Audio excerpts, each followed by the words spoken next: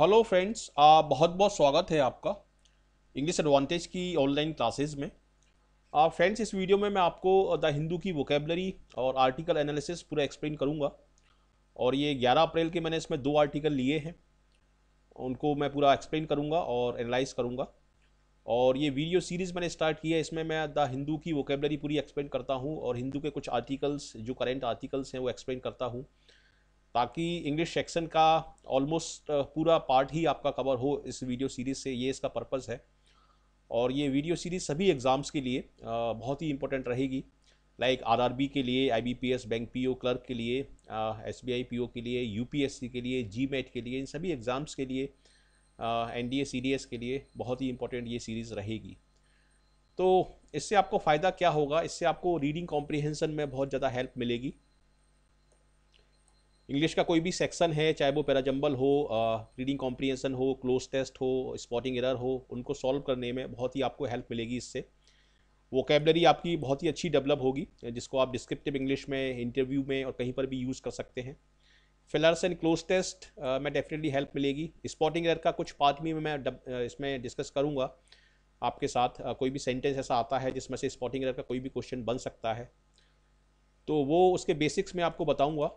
और definitely parajumble में भी बहुत ही यूज़फुल रहेगा ये, कि किस सेंटेंस के बाद कौन सा सेंटेंस आपको लगाना है लॉजिकली। और सभी वर्ड्स के मैं प्रोनाउंसिएशन बताऊंगा, जो कि आपके लिए इंटरव्यू में और स्पोकन इंग्लिश में बहुत ही यूज़फुल रहेंगे। और डेफिनेटली ये डिस्क्रिप्टिव इंग्लिश में आपके लिए बहुत ही यूज़फुल रहेगा। और इसमें जनरल अवेयरनेस का पार्ट भी आपका कवर होगा। और इसी वीडियो सीरीज़ में मैं एंड में जनरल अवेयरनेस के कुछ क्वेश्चंस इंक्लूड करने की सोच रहा हूँ। तो उसमें आप अपना फीडबैक दें, आप अपना सजेशंस दें, तो डेफिनेटली मैं जनरल अवेयरनेस के कुछ क्वेश्चंस जो हाईली प्रोबेबल क्वेश्चंस हैं वो मैं सोच रहा हूँ कि इंक्लूड करूँ इसमें, इस वीडियो के एंड में। तो उसके बारे में आप अपना फीडबैक आप मुझे ज़रूर दें और उसके बारे में मैं विचार करूँगा।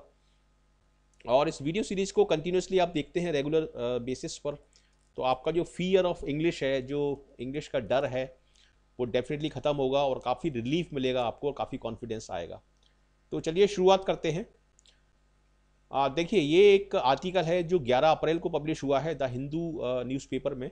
Expedite houses for low income groups, Naidu tells officials utilise backward areas funds if necessary. AP CM, AP Andhra Pradesh के जो सीएम है चंद्रबाबू नायडू, उन्होंने ये कहा है कि expedite house for low income groups, low income जो ग्रुप्स हैं उनके लिए जो हाउसेस बनाए जा रहे हैं, जो गवर्नमेंट हाउसेस सेंक्शन कर रही है, जिसमें से कुछ पार्ट गवर्नमेंट सेंक्शन करेगी, कुछ पार्ट गवर्नमेंट अप्रूव करेगी और कुछ बेनिफिशियरीज को देना होगा। तो एक्सपीडाइट का मतलब है कि उसमें तेजी लाना, किसी चीज़ में को एक्सीलरेट करना या उसको स्पीड अप करना। जैसे हम बाइक चलाते हैं, कोई भी गाड़ी चलाते हैं, तो उसका एक्सीलरेटर का जो क्या काम होता है, एक्सीलरेटर स्पीड अप करता है, उसको तेजी तेजी लाता है उसमें। तो इसलिए एक्सपीडाइट का मतलब है कि किसी काम में तेजी लाना या उसको एक्सीलरेट करना। तो चंद्रबाबू नायडू ने ये बोला है कि जो हाउस कंस्ट्रक्शन का जो काम चल रहा है लो इनकम ग्रुप्स के लिए, उसको एक्सपीडाइट किया जाए, उसको तेजी लाई जाए उसमें। और बैकवर्ड एरियाज का जो फंड है गवर्नमेंट के पास, हो सकता है मतलब आपको हो सकता है उसका भी आपको यूज़ करना पड़े, तो उसको भी आप यूज़ करें, उसको भी आप यूटिलाइज करें। तो एक्सपीडाइट का मतलब है स्पीड अप और यूटिलाइज का मतलब है किसी चीज़ का सदुपयोग करना। और इसका जो एंटोनिम होगा वो होगा मिस यूज़। ठीक है, एक्सपीडाइट मतलब तेजी लाना, और एक वर्ड और है इम्पीड, IMPED, उसका मतलब होता है किसी काम को रोकना या धीमा करना। तो ये उसका एंटोनिम होगा। तो ये आर्टिकल उस बारे में है, तो इसको मैं पूरा पढ़ता हूँ और आपको मैं एक्सप्लेन करता हूँ। इस वीडियो ट्यूटोरियल में 2 आर्टिकल मैंने एक्सप्लेन किए हैं पूरी, और करीब 50 से 60 वर्ड आपको सीखने को इसमें। तो इस पूरे वीडियो को आप ध्यान से देखें, एंड तक देखें, आप बीच में स्किप ना करें, आपके लिए बहुत ही यूजफुल रहेगा ये। तो with the central government sanctioning 4 lakh houses for low income groups in Andhra Pradesh, Chief Minister N. Chandrababu Naidu has directed officials to ensure that they are built at least up to the slab level before the onset of monsoon. तो ये 3 line का एक sentence है, थोड़ा सा intricate सा sentence लग रहा है, तो इसको मैं पूरा आपको एक्सप्लेन करके बताता हूँ। With the central government sanctioning 4 lakh houses for low income groups. देखिए, जब कोई भी फ्रेज या कोई भी क्लॉज यहाँ से स्टार्ट होता है विद से, ठीक है, तो इसका मतलब होता है कि बैकड्रॉप में ये चीज़, ये घटना जो है चल रही है और उसके बाद किसी ने कुछ कहा है। ठीक है, तो with the central government sanctioning, चूंकि सेंट्रल गवर्नमेंट सेंक्शन कर रही है 4 लाख हाउसेज लो इनकम ग्रुप्स के लिए, तो उसके बाद चंद्रबाबू नायडू ने डायरेक्ट किया है ऑफिशियल्स को ये इंश्योर करने के लिए कि मानसून की शुरुआत से पहले एटलीस्ट स्लैब लेवल तक का काम हो जाना चाहिए। स्लैब लेवल मतलब फाउंडेशन, स्लैब का मतलब है यहाँ पर जो पत्थर जो डालते हैं, फाउंडेशन रखते हैं, उस सेंस में ये स्लैब लेवल की बात हो रही है। कम से कम फाउंडेशन तो उसकी डली जाए कम मानसून के स्टार्ट होने से पहले। इसमें एक वर्ड आया है ऑनसेट। तो ऑनसेट का मतलब होता है किसी चीज़ की शुरुआत। ठीक है, जैसे हम बोलते हैं बिगिनिंग या कमेंसमेंट। तो इंग्लिश में आप ध्यान रखिए कि जितने भी वर्ड्स होते हैं, जितने भी सिनोनिम्स होते हैं एक ही वर्ड के, वो अलग अलग सिचुएशंस के लिए बने होते हैं, अलग अलग सिचुएशंस में उनका यूज़ होता है। जैसे ऑनसेट है वो नॉर्मली अनप्लीजेंट सिचुएशन की स्टार्टिंग के लिए हम यूज़ करते हैं, नॉर्मली अनप्लीजेंट सिचुएशन में हम यूज़ करते हैं इसको।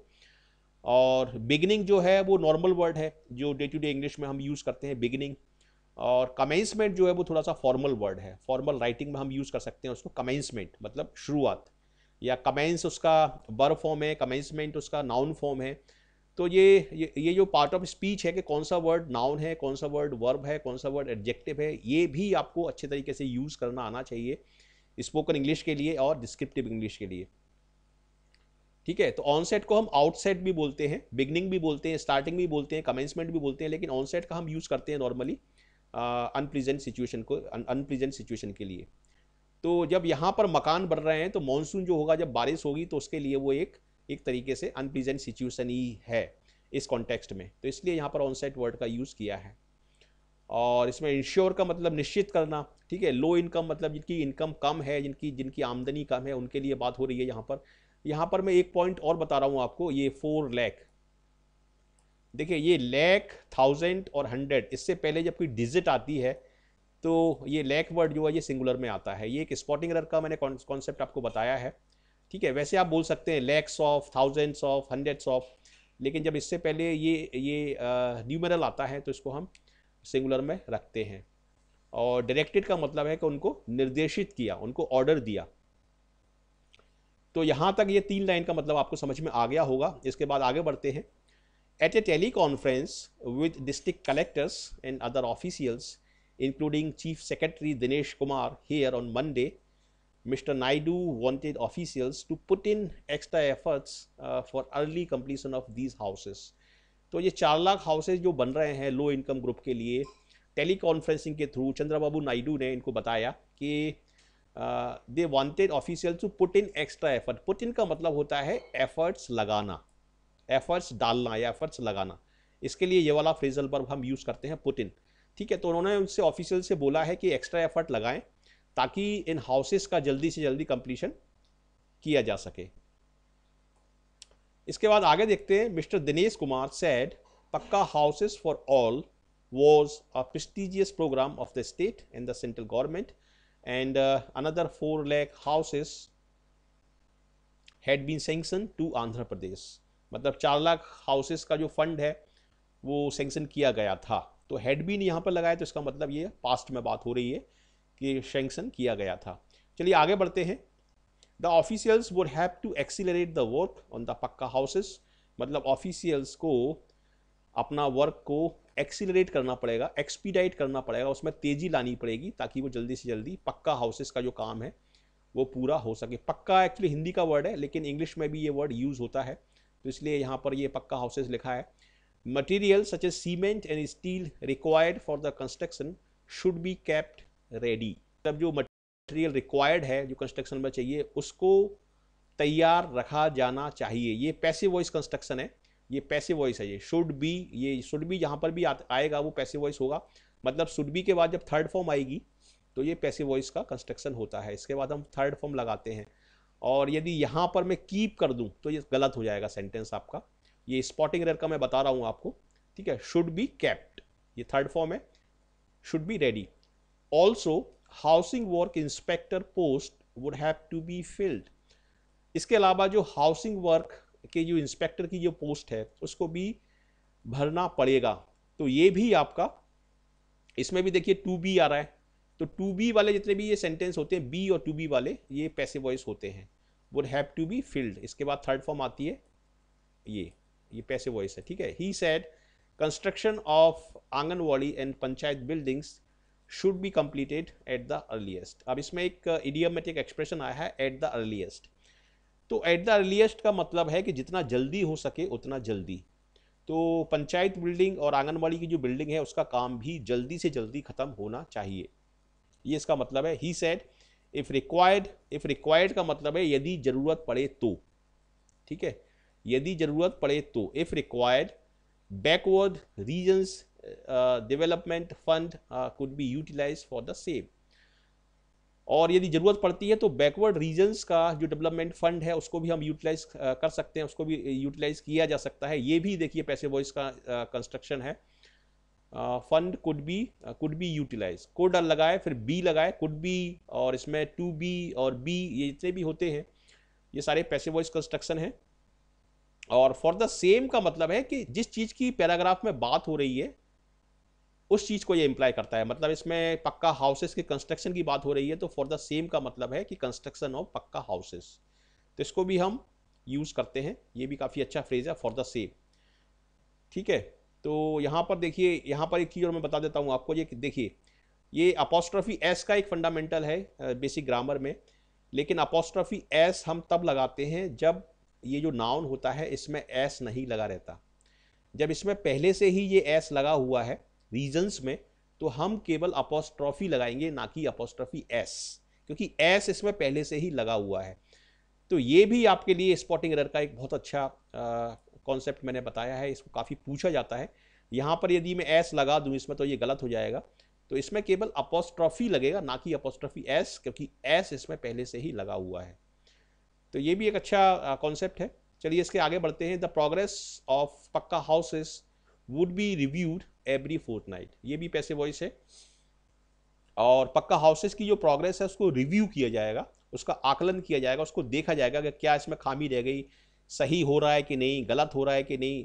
तो इसमें रिव्यू का मतलब है उसको पूरी तरीके से सुपरवाइज किया जाएगा, उसको देखा जाएगा, उसका एक असेसमेंट किया जाएगा कि एवरी फोर्टनाइट मतलब हर 15 दिन में एक बार। He said it may be recalled, ये भी पैसिव वॉइस है, इसमें it may be recalled that the state cabinet in February gave its nod for construction of 1-2 lakh houses in the urban areas।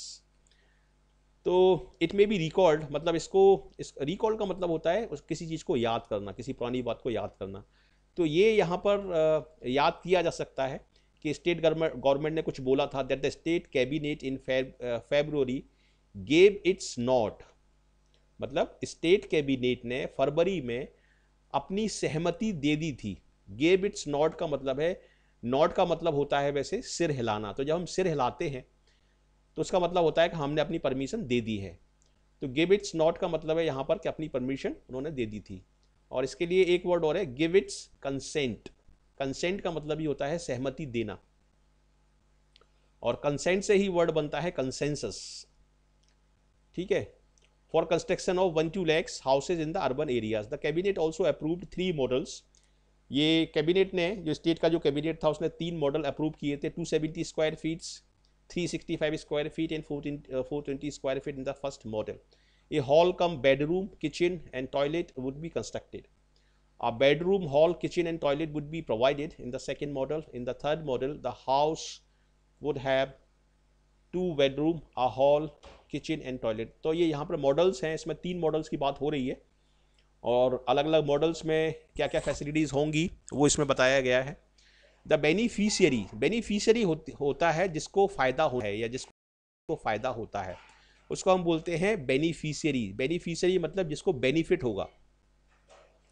तो the beneficiary would have to pay 25,000 to 1 lakh in a year, depending on the model they choose। Beneficiary को 25,000 से 1 लाख तक की रकम सरकार को देनी होगी। ये डिपेंड करेगी कि वो मॉडल कौन सा चूज कर रहे हैं। The state and the central government share would be ₹3 lakh. इसमें स्टेट और सेंट्रल गवर्नमेंट का जो शेयर होगा वो 3 लाख रुपए का होगा, वो दोनों मिला के वो 3 लाख रुपए का होगा, ठीक है। क्योंकि यहाँ पर देखिए जॉइंट पोजीशन लिया है, स्टेट और सेंट्रल गवर्नमेंट के आगे यहाँ पर एस लगा हुआ है, तो इसका मतलब है जॉइंट पोजीशन। ठीक है, स्टेट में एस नहीं लगा, केवल सेंट्रल गवर्नमेंट यहाँ पर एस लगा है, तो इसका मतलब है कि दोनों मिला के वो 3 लाख रुपए शेयर करेंगे। Share would be ₹3 lakh. The remaining amount मतलब जो बचा हुआ जो अमाउंट है, जो मकान बनाने में जो बचा हुआ अमाउंट है, वो किसको देना पड़ेगा? वो बेनिफिशियरी को देना पड़ेगा। Would have to be borne by the beneficiary, the state government would arrange bank loans. तो यहाँ पर एक वर्ड और आया है बोर्ने, ये थर्ड फॉर्म है, इसको बॉर्न पढ़ेंगे, बोर्ने नहीं पढ़ेंगे। इसका मतलब लिखा हुआ है ये बॉर्ने, लेकिन बॉर्न इसको हम पढ़ेंगे। तो ये बेयर जो होता है BEAR, उसका थर्ड फॉर्म है, और इसका मतलब होता है कि उसको सहन करना, उसको झेलना और उसकी कीमत चुकाना। ठीक है, the remaining amount would have to be borne by the beneficiary, the state government would arrange bank loans. ठीक है, तो इस आर्टिकल में ये वर्ड आए हैं, तो ये मैं एक बार फिर से आपको बता देता हूं। एक्सपीडाइट का मतलब है एक्सीलरेट करना, तेजी लाना किसी काम में, उसको स्पीड अप करना। और ये जो ब्रैकेट में जो वर्ड मैंने दिए हुए हैं ये है एंटोनिम्स। तो ये है इसका एंटोनिम इम्पीड, और इसके लिए एक वर्ड और होता है हिंडर। ठीक है, तो हिंडर का मतलब है काम को रोकना या धीमा करना, और स्पीड अप या एक्सीलरेट का मतलब है तेजी से किसी काम को करना। ऑनसेट का मतलब है बिगिनिंग, और इसके लिए एक वर्ड और मैं बता रहा हूं आपको, इंसेप्शन। तो इंसेप्शन का मतलब है शुरुआत। जैसे यदि मैं बोलूं कि सिंस इट्स इंसेप्शन, मतलब शुरुआत से ही। और इसका जो एंटोनिम होगा वो होगा कंक्लूजन। इंसेप्शन का एंटोनिम होगा कंक्लूजन। पुट इन का मतलब है एफर्ट्स लगाना। ठीक है, प्रेस्टिजियस का मतलब है कि एक रिस्पेक्टेबल, एक ऑनरेबल या एक अच्छी चीज़, मतलब उसको हम बोलेंगे प्रेस्टिजियस। और ये वर्ड जो बना है ये प्रेस्टीज से बना है। प्रेस्टीज का मतलब होता है आदर, सत्कार, इज्जत, उसको हम बोलते हैं प्रेस्टीज, तो प्रेस्टिजियस बना है। एट द अर्लीस्ट का मतलब होता है जितना जल्दी हो सके उतना जल्दी। गिव इट्स नॉट का मतलब होता है अपनी सहमति देना, जिसको हम कंसेंट भी बोलते हैं। बॉर्न का मतलब होता है सहन करना या झेलना। यूटिलाइज का मतलब होता है सदुपयोग करना, और रिमेनिंग का मतलब होता है बाकी बचा। तो ये है इसमें वर्ड्स। और अब शुरुआत करते हैं दूसरे आर्टिकल की। ये सेकंड आर्टिकल है। Campaign for by election draws to a close in Malappuram, last day of campaign marked by noisy scenes, traffic snarl. तो यहाँ पर एक कैंपेन की बात हो रही है, जो मल्लापुरम में जो कैंपेन चल रहा है साउथ इंडिया में, उसके बारे में ये बाय इलेक्शन की बात हो रही है। तो इसको मैं पूरा एक्सप्लेन करता हूँ आपको। Flouting all restrictions imposed by the police. देखिए, जब भी कोई इस तरह का फ्रेज स्टार्ट करते हैं हम, इस तरह का ये क्लॉज स्टार्ट करते हैं सेंटेंस में, तो देखिए ये एक ING से स्टार्ट हुआ है ये सेंटेंस, और यहाँ पर हमने बोला है supporters of the United Democratic Front, the Left Democratic Front and the Bharatiya Janata Party took to the street on Monday afternoon. देखिए काफ़ी कॉम्प्लिकेटेड सा सेंटेंस है, 3-4 सेंटेंस इसमें इंसर्ट हो रहे हैं। ठीक है, तो मतलब यहाँ पर ये जो सेंटेंस है ये ING से स्टार्ट हो रहा है, और उसके बाद फिर एक सेंटेंस है यहाँ पर, ये Bharatiya Janata Party took to the street on Monday afternoon, उसके बाद फिर से एक सेंटेंस है कॉजिंग टेंशन।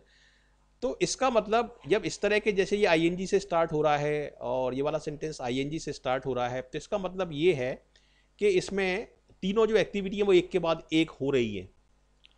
ठीक है, एक एक्टिविटी दूसरी एक्टिविटी को फॉलो कर रही है, ये इसका मतलब है। जैसे यहाँ पर लिखा है फ्लाउटिंग, तो फ्लाउटिंग का मतलब है वायलेट करना, उल्लंघन करना।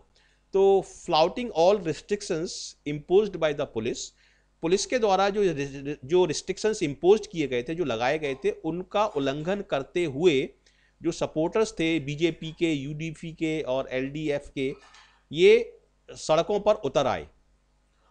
और सड़कों पर उतर आने की वजह से उन्होंने क्या किया, इन्होंने टेंशन क्रिएट किया, कॉजिंग टेंशन भी traffic blocks in several part of the Malappuram Lok Sabha constituency. तो ये इसका मतलब है कि ऐसा करते हुए, ठीक है, flouting all restrictions imposed by the police, मतलब ऐसा करते हुए आगे वाली जो पार्टीज हैं उन्होंने ऐसा किया, और ऐसा करने की वजह से ये जो चीज है ये क्रिएट हुई, ये सेंटेंस का मतलब है।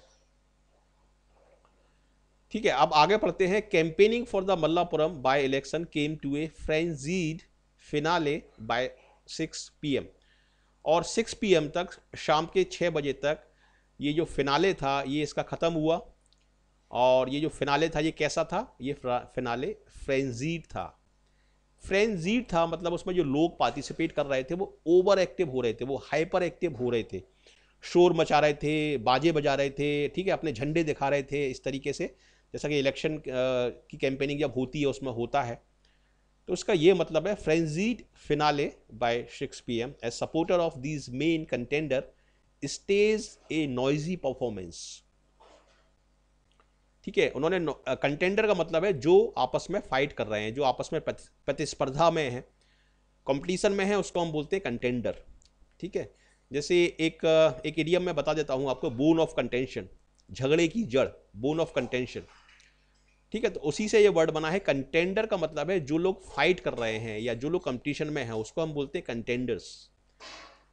तो कंटेंडर्स स्टेज्ड आ नॉइजी परफॉर्मेंस, ये स्टेज जो वर्ड है ये हिंदी का जो धरना वर्ड है उसके साथ भी ये यूज होता है, स्टेज आ धरना।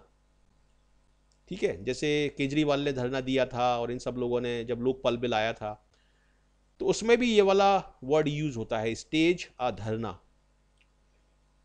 तो ये सारी जो माइन्यूट पॉइंट्स मैं आपको बता रहा हूँ ये इसलिए बता रहा हूँ ताकि इंग्लिश का आपका डर खत्म हो और आपके सारे सेक्शंस एक ही सीरीज को देखने से आपके सारे सेक्शंस कवर हों। इसका पर्पस ये है इस वीडियो सीरीज का। ठीक है, चलिए आगे बढ़ते हैं। अकम्पनीड बाय मतलब उनके साथ थे। अकम्पनीड जो वर्ड है वो बना है कंपनी से, हम किसी को कंपनी देते हैं, हम किसी को साथ देते हैं, तो अकम्पनीड मतलब उसको कंपनी देना। ठीक है, तो accompanied by music bands loaded on vans and waving giant flags of their respective parties. Respective का मतलब है कि वो लोग अपनी अपनी पार्टीज का फ्लैग मतलब झंडा दिखा रहे थे, और झंडा कैसा था, वो झंडा था बहुत ही ज़्यादा या बड़ा, जाइंट था। ठीक है, इसको गायंट या जियंट इस तरह से मत पढ़िए, इसका जो सही उच्चारण है वो है जाइंट। वेंस में म्यूजिक इंस्ट्रूमेंट्स रखे हुए थे और वो अपने झंडे दिखा रहे थे और आगे आगे चल रहे थे। The campaigners danced on the street, they came to, अब देखिए यहाँ पर फिर से एक इडियम आ गया, they came to near blows. Came to blows का मतलब है कि ऑलमोस्ट ऐसी सिचुएशन क्रिएट हो जाना कि जो पार्टीज हैं वो एक दूसरे से लड़ने लगे। ब्लोज का मतलब होता है एक्चुअली मुक्का मारना, किसी को घूसा मारना। तो ब्लो, जब लड़ाई होती है किसी व्यक्ति की किसी से, तो ऐसा नहीं है कि एक व्यक्ति सामने वाले व्यक्ति को केवल एक ही मुक्का मारता है, उसमें काफ़ी सारे इंटरेक्शन, काफ़ी सारा उसमें इंटरचेंज होता है। ठीक है, तो इसलिए ये जो फ्रेज है, ये जो इडियम है, इसमें हम हमेशा ब्लोज का यूज करते हैं, ब्लो का नहीं। केम टू ब्लोज हम बोलेंगे इसमें। ठीक है, दे केम टू नियर ब्लोज मतलब ऑलमोस्ट उनमें फाइट होने लगी, लड़ाई लड़ने लगे वो लोग, और इस तरह से इसका मतलब निकलता है। एट प्लेसेस लाइक, ये एक प्लेस का नाम है और एक ये प्लेस का नाम है। इन प्लेसेस पर मतलब ऑलमोस्ट ऐसी सिचुएशन हो गई कि वहाँ पर they came to almost blows when they converge at key places. देखिए कन्वर्ज का मतलब क्या होता है, ये दो वर्ड मैं आपको बता रहा हूँ, एक होता है कन्वर्ज और एक होता है डाइवर्ज। आपने डाइवर्जन नाम सुना होगा। डाइवर्जन का मतलब होता है वहाँ से दो जो रोड हैं वो अलग अलग डायरेक्शंस में चली जाती हैं, डाइवर्जन। और कन्वर्जन उसका उल्टा है। कन्वर्जन का मतलब है कि एक पॉइंट पर आके मिल जाना। ठीक है, तो जब उनका कन्वर्जन हुआ, जब वो कन्वर्ज हुए एक पॉइंट पर आके, तो वहां पर they came to near blows. The police had to intervene मतलब पुलिस को इंटरवीन करना पड़ा। इंटरवीन का मतलब होता है दो या तीन पार्टीज के बीच में आ जाना और मध्यस्थता करना। The police had to intervene to prevent the workers from coming to blows. मतलब पुलिस को इंटरवीन करना पड़ा और उनको रोकना पड़ा ताकि वो उनमें लड़ाई ना हो और किसी भी अनफेवरेबल सिचुएशन की स्थिति पैदा नहीं हो। आगे देखते हैं। The police after discussions with the UDF and the LDF leaders had restricted the entry of noisy campaigners to Malappuram town in the afternoon. Police ने जो एलडीएफ और यूडीएफ की जो एंट्री थी उसको रोक दिया था मल्लापुरम टाउन में घुसने से पहले। However, the BJP refused to comply, saying that it hadn't been consulted. लेकिन however का मतलब है कि यहाँ पर एक कॉन्ट्रास्ट हम क्रिएट कर रहे हैं, कुछ अलग बात है यहाँ पर हम बोल रहे हैं, कुछ अपोजिट बात हम यहाँ पर बोल रहे हैं कि बीजेपी ने रिफ्यूज़ किया कंप्लाई करने से, ये मानने से मना किया कि बीजेपी के साथ कंसल्ट किया गया था। मतलब बीजेपी ये बोल रही है कि पुलिस ने हमसे कुछ नहीं बोला, बाकी दूसरी पार्टियों से बोला होगा। The BJP workers took their road show to Mallapuram town violating the police restrictions. अब देखिए इसमें दो काम हो रहे हैं, इसमें दो वर्ब लगी हैं, took और violating, ये दोनों एक ही सेंटेंस में लगी हैं। तो इसका मतलब ये है कि ये दोनों काम एक साथ हो रहे हैं। The police worker took there road show, मतलब पुलिस वर्कर जो है वो रोड शो को उन्होंने किया, क्या करते हुए रोड शो किया? वायलेट करते हुए। ठीक है, उन्होंने रोड शो तो किया लेकिन वायलेट करते हुए रोड शो किया। चूंकि ये दो वर्ब यहां पर आ रही है कि ये काम हुआ और ये काम करते हुए ये वाला काम हुआ, ये इसका मतलब है।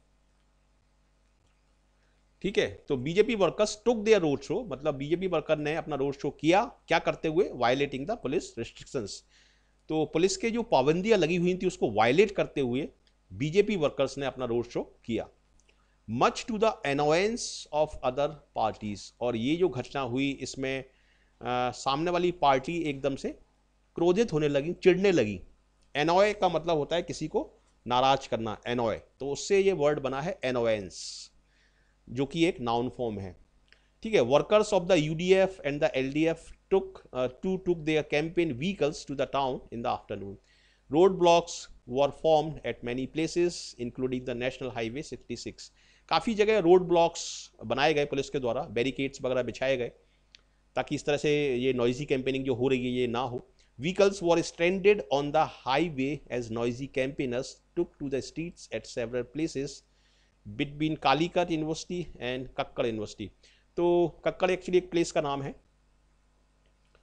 तो यहाँ पर यह बताया जा रहा है कि व्हीकल्स वर स्ट्रैंडेड, तो जब इन कैंपेन्स ने अपना रोड शो किया, स्ट्रीट्स में आ गए, तो क्या होगा? उसकी वजह से व्हीकल्स स्ट्रैंडेड हो गए, मतलब वहाँ पर फंस गए, उनका मूवमेंट रुक गया। तो स्ट्रैंडेड ये भी एक कॉमन वर्ड है, काफ़ी अच्छा वर्ड है। ठीक है, स्ट्रैंडेड का मतलब है कि वहाँ पर वो फंस गए और मूवमेंट उनका रुक गया। अब देखिए यहाँ पर ये इन्वर्टेड कॉमास में लिखा गया है ये सेंटेंस, तो इसका मतलब ये है कि सेंटेंस को किसी व्यक्ति ने बोला है। ठीक है, I got स्टैंडेड in a bus for about an hour at Childry, I too like politics but celebrating an election this way is ridiculous. एक स्टूडेंट बोल रहा है, उसने बोला है कि मुझे को भी पॉलिटिक्स पसंद है लेकिन इस तरीके से पॉलिटिक्स को सेलिब्रेट करना काफ़ी हास्यास्पद है, रिडिकुलस है। ठीक है, रिडिकुलस ये भी एक अच्छा वर्ड है। Said MM Thamjeed Noshal, a higher secondary student from बल्ली कुल्लू, तो एक हायर सेकेंडरी का स्टूडेंट है, उसने ये बात बोली है। Police said they did their best to avoid clashes, मतलब क्लैशेस का मतलब होता है मतभेद होना, लड़ाई झगड़ा होना। तो पुलिस ने ये बोला कि उन्होंने अपना सर्वोत्तम दिया, अपना सर्वोत्तम काम किया क्लैशेस को रोकने के लिए। They were deployed at places where parties workers took to the streets. Deploy का मतलब है तैनात करना। जब हम पुलिस आर्मी को और ऐसे लोगों को तैनात करते हैं अलग अलग जगह पर सुरक्षा के लिए और प्रोटेक्शन के लिए, तो उसको हम बोलते हैं डिप्लॉयमेंट। तो डिप्लॉय का मतलब है अलग अलग स्थानों पर उनको तैनात करना, ये एक अच्छा वर्ड है, तो इसको आप ध्यान रखें। They were deployed at places where parties workers took to the street celebrating the electioneering finale. तो यहाँ पर ये इलेक्शन का फिनाले हो रहा था, यहाँ पर ये सारे लोग सेलिब्रेट कर रहे थे, वहाँ पर पुलिस ऑफिशियल्स को डिप्लॉय किया गया था। ठीक है, तो इस तरीके से ये आर्टिकल आपका खत्म हो गया। अब देखिए ये सारे वर्ड मैं यहाँ पर आपको एक्सप्लेन करूँगा, इसको आप ध्यान से सुनिए। फ्लाउट का मतलब है ब्रीच करना, नियम कानून को तोड़ना या उसका उल्लंघन करना। ब्रीच ये एक अच्छा वर्ड है, जैसे हम लॉ में बोलते हैं ब्रीच ऑफ कॉन्ट्रैक्ट। ठीक है, तो ये एक अच्छा वर्ड है। और फ्लाउट, फ्लाउट का मतलब है वायलेट करना, उल्लंघन करना, और इसका जो एंटोनिम होगा वो होगा ऑब्जर्वेंस। ऑब्जर्वेंस मतलब फॉलो करना उस चीज को। रिस्ट्रिक्शंस का मतलब है पाबंदी लगाना। इम्पोज का मतलब है लगा, जैसे फाइन लगाना, इसको हम बोलेंगे इम्पोज द फाइन। रिस्ट्रिक्शंस लगाना, इसको हम बोलेंगे इम्पोजिंग द रिस्ट्रिक्शंस। तो इम्पोज का मतलब है उस चीज को अप्लाई करना, मतलब लगाना। फ्रेंजीड का मतलब है हाइपर एक्टिव या टर्बुलेंट। ठीक है, फिनाले का मतलब है एंडिंग, और ये हैं इसके antonym, prelude, overture and curtain raiser. Curtain raiser जैसे थिएटर में आपने देखा होगा, जब किसी शो को हम स्टार्ट करते हैं तो वहाँ से पर्दा उठाते हैं, तो जब पर्दा उठाते हैं हम तो वो शो शुरुआत करते हैं उसकी, तो उसको हम बोलते हैं कर्टेन रेजर। कंटेंडर मतलब फाइटर, जो लोग कंपटीशन में हैं उनको हम बोलते हैं contender. Stage are noisy performance या स्टेज आर धरना, ठीक है। एकम्पनीड बाय मतलब उसके साथ जाना, जाइंट मतलब बहुत बड़ा, रिस्पेक्टिव मतलब अपना अपना, go to your respective places मतलब अपनी अपनी जगह पर आप लोग जाइए। केम टू ब्लोज मतलब टू हैव ए फाइट और अ सीरियस आर्ग्यूमेंट। अब देखिए यहाँ पर एक सेंटेंस भी मैंने दे दिया है, angry protesters nearly came to blows with the police. Converge at, ठीक है, कन्वर्ज का मतलब मिलना, और एट इसलिए लगाया है क्योंकि यहाँ पर जब आप मिलते हैं तो किसी एक पर्टिकुलर पॉइंट पर मिलते हैं, और पॉइंट को हम इम्प्लाई करते हैं एट से, तो इसलिए कन्वर्ज के बाद हम एट लगाते हैं। टेक टू द स्ट्रीट मतलब सड़कों पर आ जाना, शोर करना और ऊधम मचाना, इस तरीके से उसको हम बोलते हैं टेक टू द स्ट्रीट। ये पॉजिटिव सेंस में भी हम इसको यूज़ कर सकते हैं, नेगेटिव सेंस में भी यूज़ कर सकते हैं। रिडिकुलस मतलब बहुत ही ज़्यादा हास्यास्पद, बहुत ही ज़्यादा गलत और बहुत ही ज़्यादा पैथेटिक, उसको हम बोलते हैं रिडिक्यूलस। स्ट्रेंडेड का मतलब होता है फंस जाना किसी जगह पर।